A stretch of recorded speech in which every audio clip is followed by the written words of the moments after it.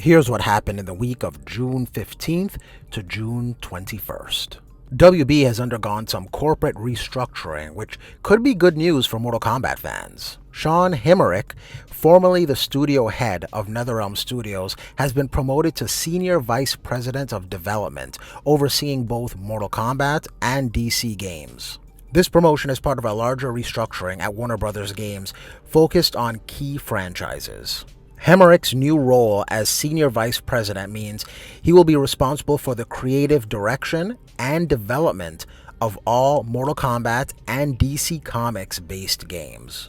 This promotion is part of a broader reorganization at Warner Bros. Games, which is shifting its focus to prioritize key franchises like Harry Potter, Game of Thrones, Mortal Kombat, and DC, which that is a change of their language there. Before it was specifically Batman and Arkham games, but now it's just strictly DC games, which means perhaps that is good news for Injustice fans. The restructuring aims to develop long-term strategies for these major franchises, with the goal of creating new games and content that appeals to fans. This could be very good news, seeing as a former NRS guy is now in a seemingly high position at the parent company of WB. Hopefully, this means that he will be able to allow NRS to have more much-needed development time and give them some slack when it comes to what seems like a very strict deadline schedule from WB. However, time will tell. Hemmerich's contributions will seem inconsequential since most likely, any strings that are pulled to move a deadline or grant a bigger budget won't be announced, and all the praise and or blame for the next product that will be released will either fall on Ed Boon himself or the entire NRS team. Despite most likely not getting any credit, I think we all hope that Sean Hemmerich will be able to be an asset to whatever upcoming title NetherRealm Studios will be coming out with next.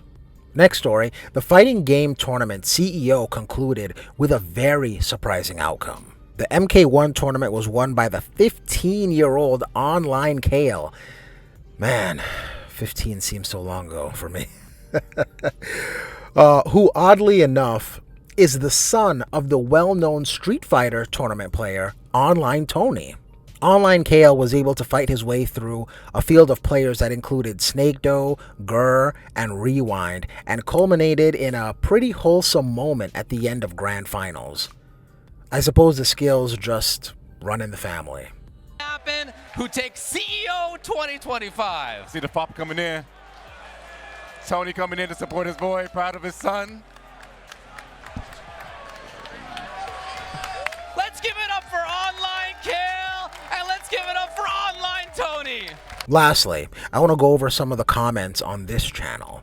I posted a question asking if, do you consider Shao Kahn a sorcerer or not? And to my surprise, most people say that they do consider Shao Kahn as a sorcerer. Winged Blue Jay 1674 said, "What made Shao Kahn so intimidating before was his mastery of both physical and magical combat." And I have to agree with this statement. Even though he looks like a brainless brute, Shao Kahn is actually a master of many kinds of magic. Rooster666 said, "His original lore is all about soul magic and necromancy. Of course he's a sorcerer. He's just also very physically formidable as well. They've been doing him dirty the last few games, but he's still fun to play. I want the vibe of MK2 and MK3 to come back in at some point." If you know me, you know that I think MK11 Aftermath was one of the best runs for Shao Kahn. He ran through a large portion of the cast, including Liu Kang, which is something he has never been able to do. So I don't think that he's been done too dirty in the last few games, but I do agree that I would love to see Shao Kahn have a similar aura to what he did have in the 90s. Lastly, Alex in the Cosmos 89 shows me that people still either don't know what Juneteenth is or are extremely misunderstood. I posted a Juneteenth picture, and yes, I forgot Kai. Cut me some slack. I forgot him. But he responded with AKA Black Lives Matter Day. I don't know what he meant by that, but I posted, it's more like Black Independence Day. Then he said, with supremacy, and he calls it a tarnished holiday.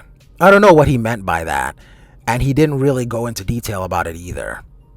But Juneteenth is when Black Americans were freed from slavery after slave owners straight up ignored the Emancipation Proclamation. This may not be the best decision to grow a YouTube channel, but if anyone has a problem with this, feel free to leave my channel and not come back. I'd rather have a small community of people who respect one another than a big one with people who don't. Those are the highlights for this week. If you like this and want to see more highlights for future weeks, let me know in the comments. If you made it this far, you can acknowledge me by hitting the like button. This helps videos like this get to viewers like you, so I want to thank you so much for that. You can hit confirm that by hitting the subscribe button to join literally millions and millions of ShinFit subscribers. We post often, live stream, and do daily polls, so if you don't want to miss any of that content, subscribe to the channel. Become a member of the channel to join watch parties where we watch Mortal Kombat media like shows and movies. The link to do so is going to be in the description. If you want to see who the most powerful sorcerer in Mortal Kombat is, that video is on screen now. But more importantly than everything else, don't get beat up out there.